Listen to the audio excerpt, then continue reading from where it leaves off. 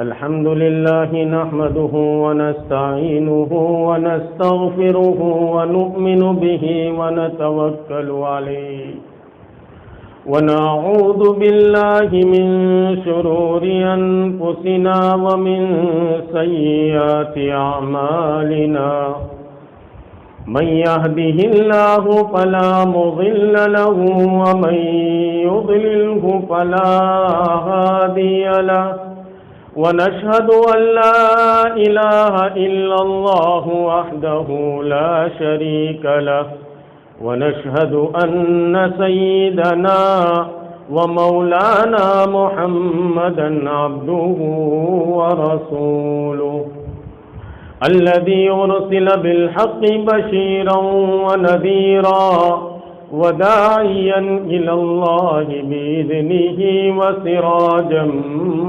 منيرا إن الله وملائكته يصلون على النبي يا أيها الذين آمنوا صلوا عليه وسلموا تسليما اللهم صل وسلم وبارك على آل سيدنا محمد وعلى آله وأصحابه وأتباعه وأزواجه وبارك وسلم.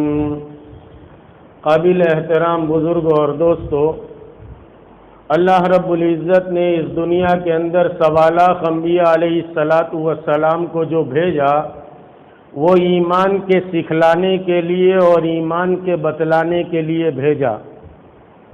اس لیے ہر نبی نے دنیا کے انسانوں پر آ کر جو ہے ان کے دلوں پر محنت کی کہ ہم جو کلمہ لے کر آئے ہیں اس کلمے کو اپنی دل کی گہرائیوں میں اتار لو تو تم ہر حال میں کامیاب ہو جاؤ گے.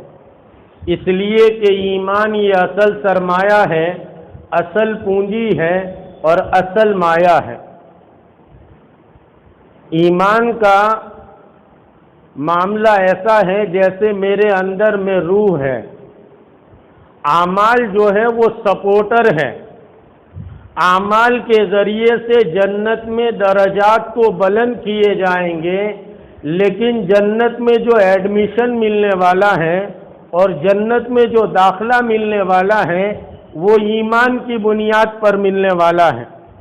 اگرچہ وہ ایمان رائی کے دانے کے ذرے کے برابر ہوگا، ادنا ادنا ادنا سرکار نے 3 دفعہ ارشاد فرمایا، یعنی کہ رائی کا دانہ اور اس کے 3 حصے کرو، اتنے حصے کے برابر بھی اگر جو ہے وہ ایمان ہوگا تو آدمی کو اس دنیا سے 10 گنی بڑی جنت کا مالک بنایا جائے گا. تو ایمان جو ہے وہ اصل سرمایہ ہے، اصل پونجی ہے اور اصل مایہ ہے. اس لیے انبیاء علیہ السلام نے لوگوں کو آ کر ایمان کی بات بتلائی کہ یا ایھا الناس قولوا لا الہ الا اللہ تفلحوا. اے لوگوں، یہ جو کلمہ ہم لے کر آئے ہیں اس کلمے کو اپنی دل کی گہرائیوں میں اتار لو تو تم ہر حال میں کامیاب ہو جاؤ گے. دنیا کی کوئی فاقہ مستی تمہیں ہرا نہیں سکتی، دنیا کا کوئی حال تمہیں ہرا نہیں سکتا. پھر حالات کے بدلنے کی ضرورت نہیں، غریب کو امیر کے پاس جانے کی ضرورت نہیں، جھونپڑے والے کو بنگلے والے کے پاس جانے کی ضرورت نہیں، بیمار کو تندرستی کے کھانے میں جانے کی ضرورت نہیں. ہم جو کلمہ لے کر آئے ہیں اس کلمے کو اپنی دل کی گہرائیوں میں اتار لو اور ہم جو زندگی گزارنے کا طریقہ لے کر آئے ہیں اس طریقے کے مطابق اپنی زندگی کو بنا لو تو تم ہر حال میں کامیاب ہو جاؤ گے. پھر تم بہت کم ہوں گے اور تعداد کے اعتبار سے بہت کم ہوں گے، قلت کے اعتبار سے ہوں گے اور کثرت میں بہت کم ہوں گے. یعنی تمہاری اکثریت نہیں ہوگی، تمہارے پاس ہتھیار نہیں ہوں گے، تمہارے پاس بینک بیلنس نہیں ہوگا، لیکن کہا کہ تم نے اس کلمے کو دل کی گہرائیوں میں اتار لیا تو پھر کہا کہ دنیا میں تم جہاں جاؤ گے کامیابی تمہارے قدم کو چومے گی. اس لیے عزیز دوستوں اور بزرگوں، ایمان کی مثال ایسی ہے جیسے میرے اندر میں روح. اعمال کی مثال ایسی ہے جیسے میرے اجزاء اور حصے اور پارٹس ہے. بھائی ایک آدمی کا جو ہے وہ ہاتھ کٹ گیا تو پلاسٹک کا ہاتھ لگایا جا سکتا ہے. پیر کٹ گیا پلاسٹک کا پیر لگایا جا سکتا ہے. آنکھ پھوٹ گئی پلاسٹک کی آنکھ لگائی جا سکتی ہے. کب؟ جب اندر میں روح موجود ہے. لیکن روح نکل گئی.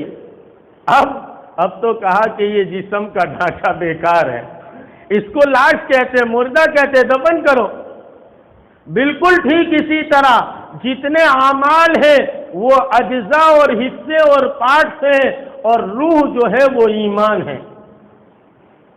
ایمان کے ساتھ ایک آدمی اس دنیا سے چلا گیا، اعمال کے اعتبار سے کچھ نہیں تھا، لیکن کہا کہ ایمان کے ساتھ گیا تو اس دنیا سے 10 گنی بڑی جنت کا مالک بنایا جائے گا ایک ادنا سے ادنا جنتی کو.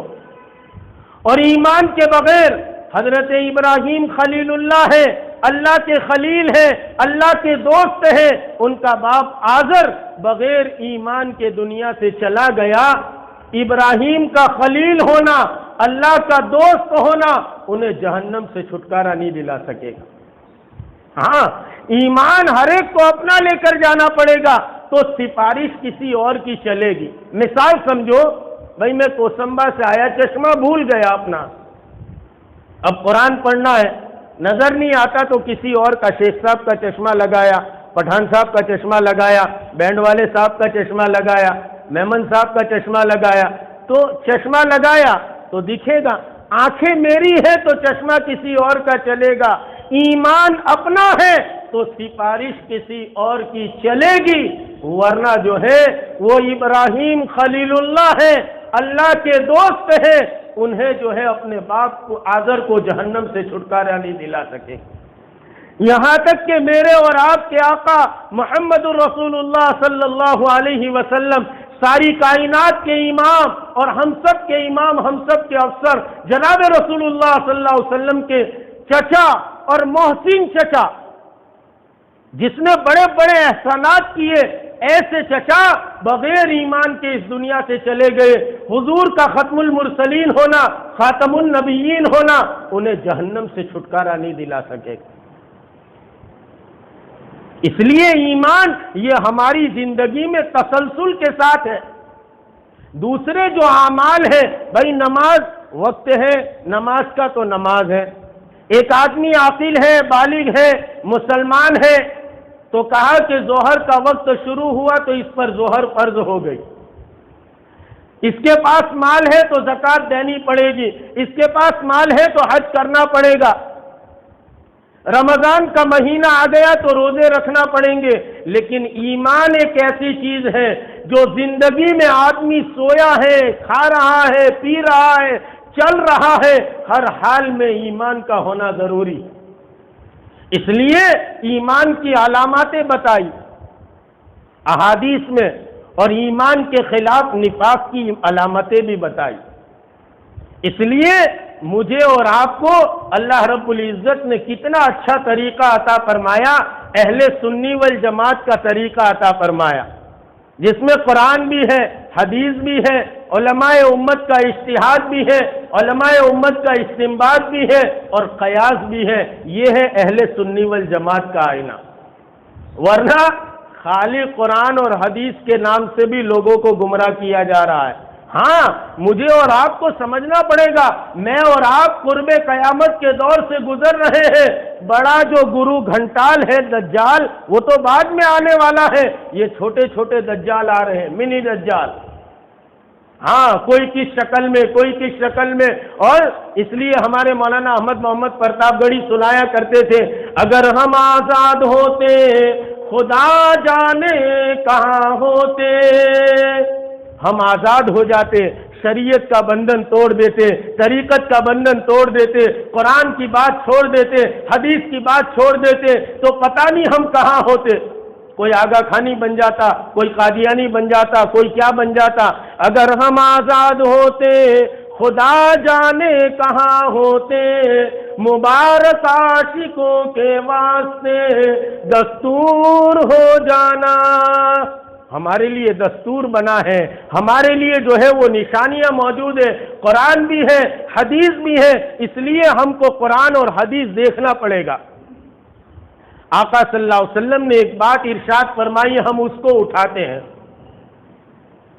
میرے اور آپ کے آقا محمد الرسول اللہ صلی اللہ علیہ وسلم ساری کائنات کے امام بنا کر بھیجے گئے، آپ رحمت للعالمین سے رہتی دنیا تک آپ کا طریقہ چلنے والا ہے۔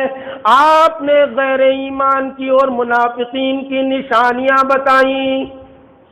عزیز دوستوں اور بزرگوں، میں آپ کو یہ نہیں کہوں گا کہ ہم کون ہیں، کیا ہیں، ہم خود اس حدیث کو اپنی ذات پر سوچیں۔ رات میں میری بات پر غور کرنا، او مسلمانوں تم غور کرنا، کیا کہہ کر گیا تھا ایک پاگل؟ سرکار کی روایت سنا کر جاتا ہوں، اس روایت کو رات میں یاد کرنا اور سوچنا کہ کیا اس آئینے کے سامنے میں کھڑا ہوتا ہوں تو آیا ایمان والا ہوں یا منافق ہوں؟ آپ نے ارشاد فرمایا آیت المنافق ثلاث، ایک روایت میں 4 ارشاد فرمائی، ٹوٹل ملا کر 5 ارشاد فرمائی۔ فرمایا اذا حدث کذب، جب بات کہتا ہے تو جھوٹ کہتا ہے۔ ابھی سرکار کو نبوت نہیں ملی، 40 سال کی عمر میں جب آپ کو نبوت ملی ہے تو آپ نے نبوت کا اعلان فرمایا۔ کوہ صفا کی چوٹی پر چڑھے، صفا پر چڑھے، لوگوں کو آواز لگائی، تمام خاندان کو بلایا، او لوگوں گمراہی میں زندگی گزار رہے ہو، ناکامی کے ساتھ زندگی گزار رہے ہو نا، تم روس سے جب ڈرتے ہو، تم قیصر و کسریٰ سے ڈرتے ہو، تم فلان طاقت سے ڈرتے ہو، تم انسانوں سے ڈرتے ہو، آؤ آؤ میں ایسی کامیابی کی طرف تمہیں لے جاؤں گا جہاں نہ کوئی خوف ہوگا، لا تحزن علیہم، نہ کوئی خوف ہوگا نہ کوئی غم ہوگا، ایسی کامیابی کی طرف لے جاؤں گا۔ سب جمع ہو گئے تو آپ نے کیا ارشاد فرمایا؟ آپ نے فرمایا میرے بارے میں کیا کہتے ہو؟ سب نے کہا کہ انت صادق الامین، آپ سچے ہیں، آپ امانت دار ہیں۔ میں آپ کو قصے نہیں سناؤں گا، یہ بات تو ہم سب جانتے ہیں، بہت سنتے ہیں کہ آپ کو نبوت سے پہلے لقب دیے گئے کہ صادق اور امین ہیں آپ۔ معاف کرنا، ہم میں سے کسی کو کسی نے لقب دیا کہ تم صادق اور امین ہو؟ ہم سرکار کے دیوانے کہلاتے ہیں، کوئی سرکار کے خلاف کوئی بات کر دے تو ہم سڑک جام کر دیتے ہیں۔ کرنی چاہیے، میں اس کا انکاری نہیں ہوں، میری بات کو کوئی پازیٹیو نظریے سے سنو، نیگیٹو نظریے سے مت سننا، اس کا میں انکار نہیں کرتا، لیکن ہم سرکار کے ساتھ کیا کر رہے ہیں ہم خود سوچیں۔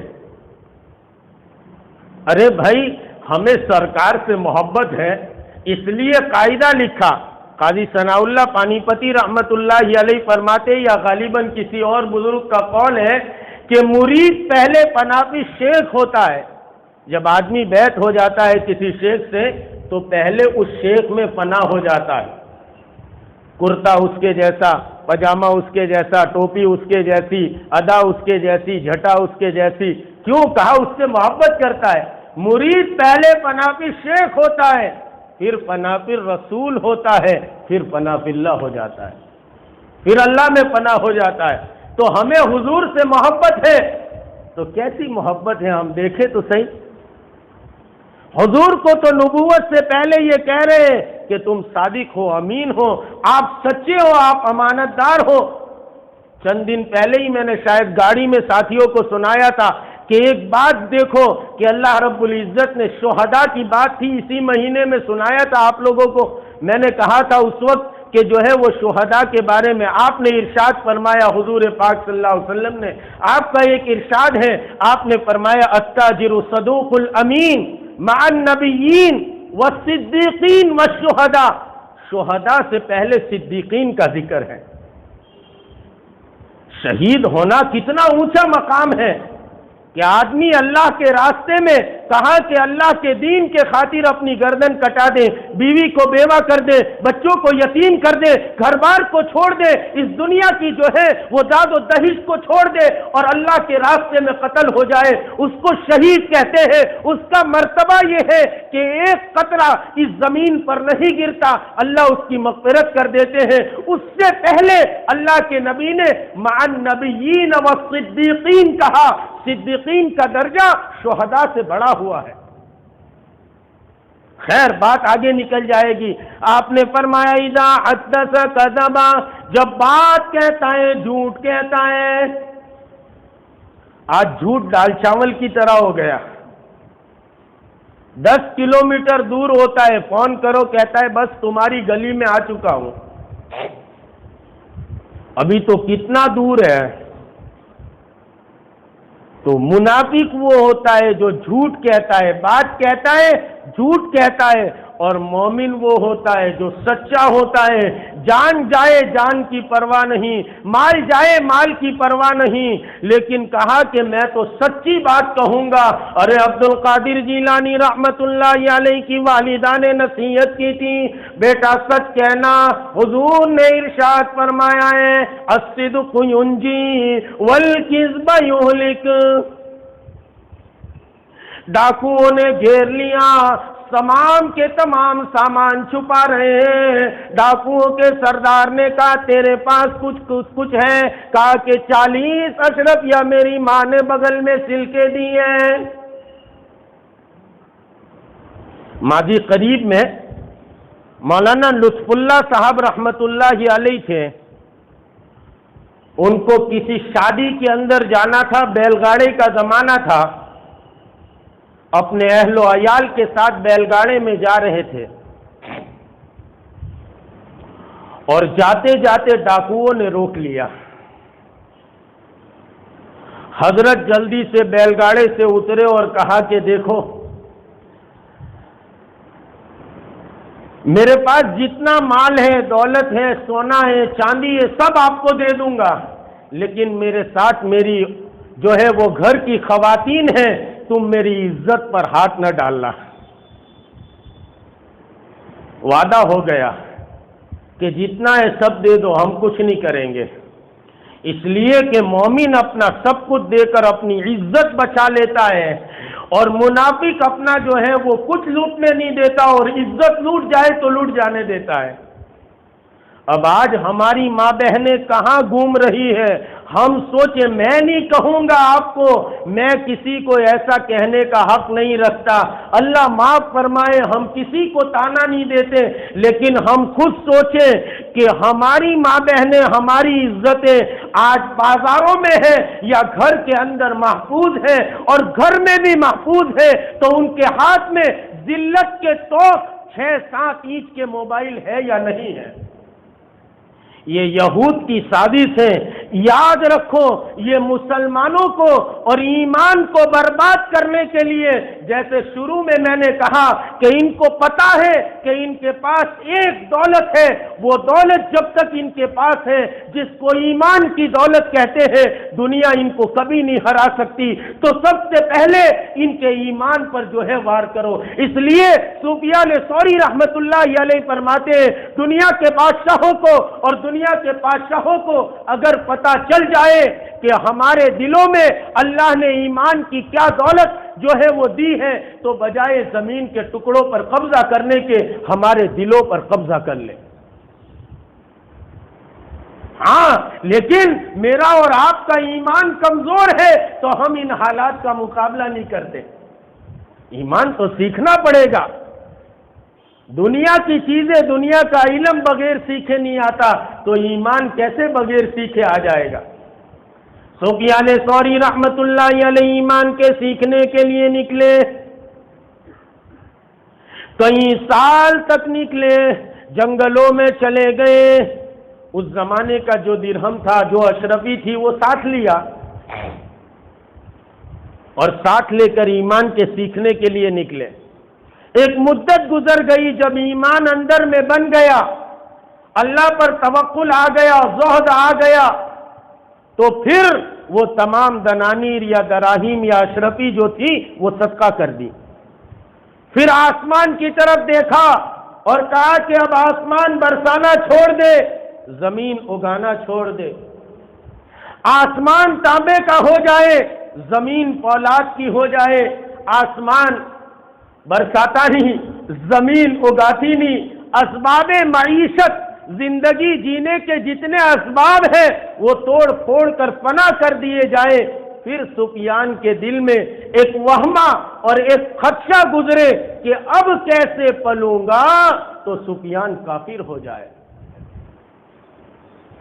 حالات کیسے بھی ہو، ہم بندوق کے دہانے پر کھڑے ہو، مشین گن کے دہانے پر کھڑے ہو، حالات کی در و دیوار کے نیچے ہو، حالات کے چھت کے نیچے ہو، ہمارے دل میں اگر یہ وہمہ گزر جائے کہ اب کیا ہوگا تو ہم کافر ہیں۔ خیر، میں تو بات کچھ اور عرض کر رہا تھا، بات دوسری طرف چلی گئی۔ کہا کہ جب بات کہتا ہے منافق تو جھوٹ کہتا ہے۔ اب حضرت نے وعدہ کر لیا کہ جتنا مال ہے سب دے دوں گا، دے دیا۔ یو پی کی عورتیں سونا ہمارے یہاں کے مقابلے میں زیادہ پہنتی ہے۔ پھر بیل گاڑا چلا، کچھ آگے چلا تو بیٹی نے کہا ابا جان معاف کر دو تو ایک بات بتاؤں۔ کہا بیٹا بتاؤ۔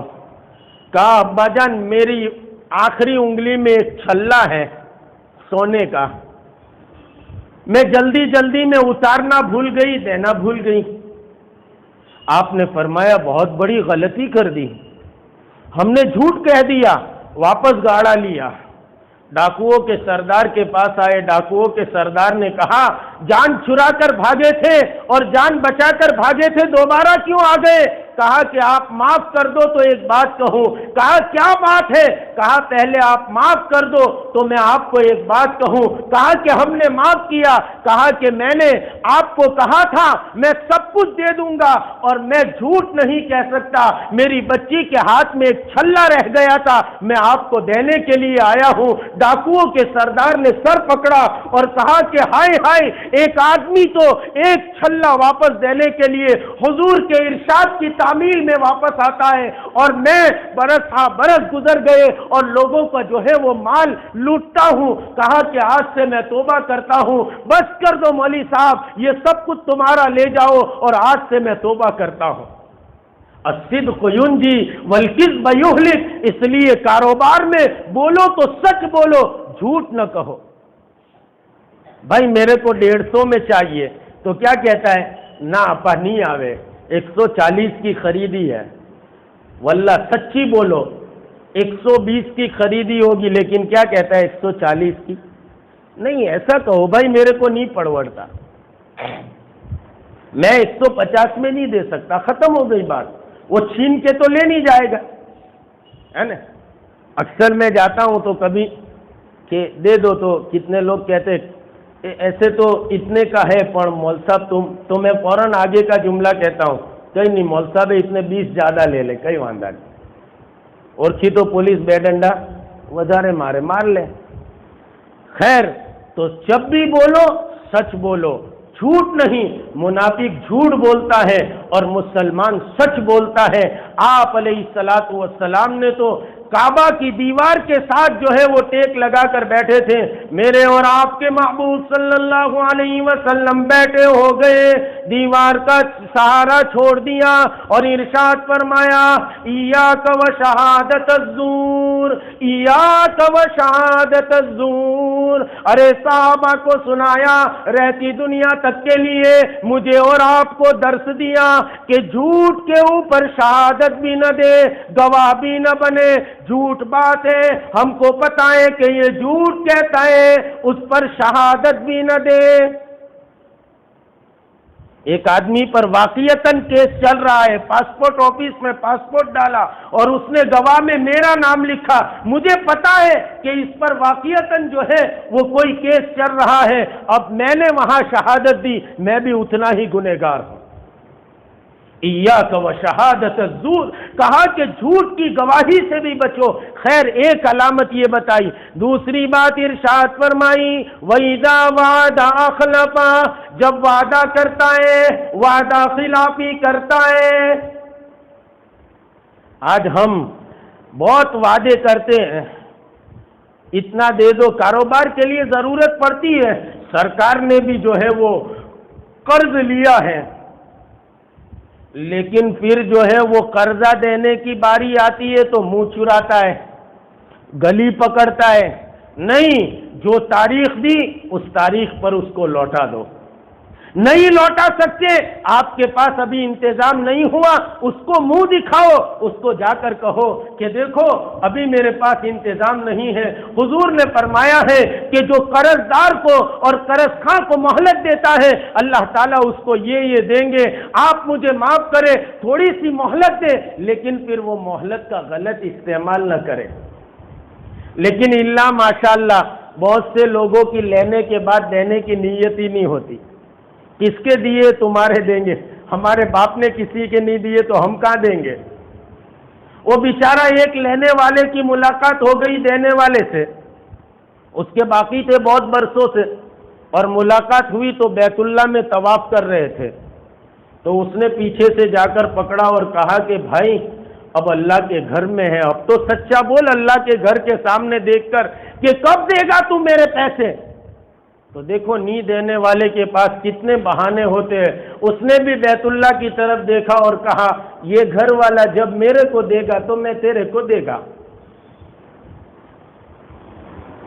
یعنی لیا ہے تو دینے کی نیت نہیں ہے، وعدہ کرتا ہے۔ مسلمان تو وعدہ خلافی نہیں کرتا۔ سرکار نے قرض لیا ہے اور اس نے دیکھنے کے لیے 29 کو چلا آیا اور سرکار کو برا بھلا کہنے لگا، کہا کہ تم ایسے ہی ہو، تمہارے باپ دادا بھی وعدہ خلافی کیا کرتے تھے، تم بھی ایسے ہی ہو، اسی نسل سے۔ ارے حضرت عمر بیٹھے تھے، وفادار پیغمبر بیٹھے تھے، امیر المؤمنین سیدنا عمر بیٹھے ہوئے تھے، جن کو دیکھ کر شیطان گلی بدلتا تھا۔ آج بھی یہودیوں کے ایوان میں عمر کا نام لیا جاتا ہے، اندر سے ہل جاتے۔ وہ عمر کھڑے ہوئے کہنے لگے یا رسول اللہ اس کی دھڑ سے گردن کو جدا کر دوں؟ آپ نے فرمایا نہیں۔ عمر کو بٹھا دیا، کہا کہ اس کو تم یہ سمجھاتے کہ بھائی آپ نے قرض دیا ہے، کوئی بات نہیں، یہ آپ کا قرض ادا کر دیں گے، آپ تھوڑی سی مہلت دے دو، اور مجھے یہ کہتے آپ نے قرض لیا ہے تو دے دو۔ آج ہم جو ہے وہ اس میں بہت پیچھے ہیں، تو یہ منافق کی نشانی ہے۔ اور اللہ تعالیٰ ارشاد فرماتے ہیں ان اللہ لا یخلف المیعاد، اللہ تعالیٰ وعدہ خلافی نہیں کرتے۔ میں ایک مثال دیتا ہوں، معراج میں سرکار کو بلایا اور سرکار کو معراج کا سفر کرایا، ہدیہ کیا دیا؟ کہا 50 نمازیں دیتا ہوں۔ سرکار واپس آئے، پھر گئے، پھر آئے، شب اسرا نمازوں کی کمی بیشی بہانہ تھا۔ خدا خود یہ چاہتا تھا میرا محبوب بار بار آئے۔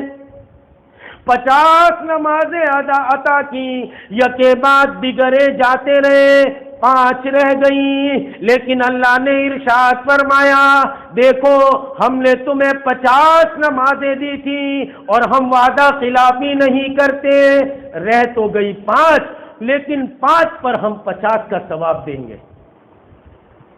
وعدہ خلاف، اللہ وعدہ خلاف نہیں ہے تو ہم اللہ کے ماننے والے وعدہ خلاف کیوں ہو گئے؟ رسول اللہ وعدہ خلاف نہیں ہے تو ہم رسول اللہ کے ماننے والے وعدہ خلاف کیوں ہو گئے؟ وقت ہو رہا ہے۔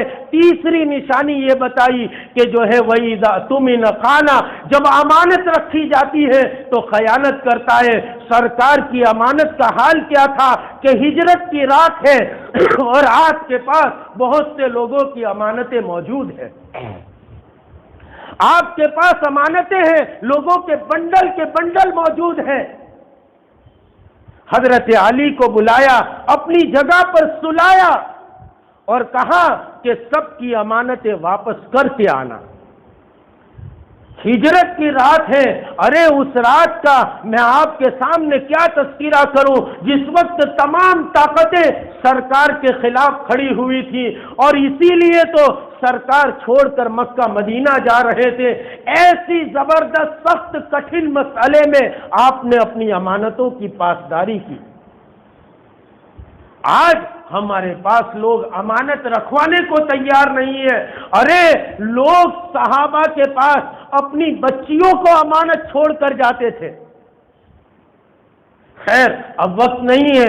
اور چوتھی بات ایک ارشاد فرمائی کہ جب جھگڑا ہوتا ہے بہت جھگڑالو ہوتا ہے، ویسے تو انسان جھگڑالو ہے لیکن منافق یہ جھگڑے کو طول دیتا ہے۔ بھائی جھگڑا ہو جاتا ہے، منع نہیں کرتے، لیکن جھگڑے کو جلدی سے ختم کرنا چاہیے، اور جو ہے وہ صلح کی بات کرنی چاہیے، شانتی کی بات کرنی چاہیے۔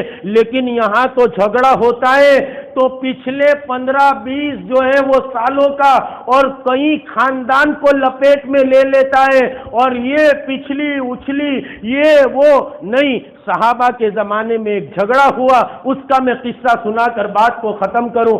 حضرت عبداللہ بن ابی حضرت رحمت اللہ علیہ نے قرض لیا حضرت کعب بن مالک کے پاس۔ اب چونکہ قرض ادا نہیں کر پا رہے تھے، ایک مرتبہ مسجد سے نکل رہے تھے، حضرت کعب نے پکڑا اور کہا کہ میرے قرض کا کیا ہوا بھائی، دے دو۔